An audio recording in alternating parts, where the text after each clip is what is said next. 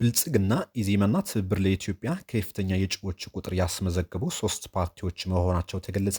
ለምርጫ 2018 ፖለቲካ ፓርቲዎች ያስመዘግቧቸው እጩዎች ቁጥር እንደሚያሳየው ብልጽግና ፓርቲ 2950፣ የኢትዮጵያ ዜጎች ለማህበራዊ ፍትህ ፓርቲ ኢዜማ 1256 እና ትብብር ለኢትዮጵያ አንድነት 1032 እጩዎች ለህዝብ ተወካዮችና ለክልል ምክር ቤቶች በማስመዝገብ ከፍተኛ የእጩዎችን ቁጥር ያስመዘገቡ ሶስት ፓርቲዎች በመሆን ከፊት እንደሚመሩ ተገልጿል። 547 የህዝብ ተወካዮች ምክር ቤት መቀመጫዎችና 2919 የክልል ምክር ቤት መቀመጫዎች በድምሩ 3466 መቀመጫዎች መኖራቸውን የኢትዮጵያ ብሔራዊ ምርጫ ቦርድ መረጃ የሚያሳይ ሲሆን በዚህም አንድም ፓርቲ ሁሉ ምክር ቤት መቀመጫዎችን ወክሎ የሚወዳደር እጩ አልቀረበም ተብሏል።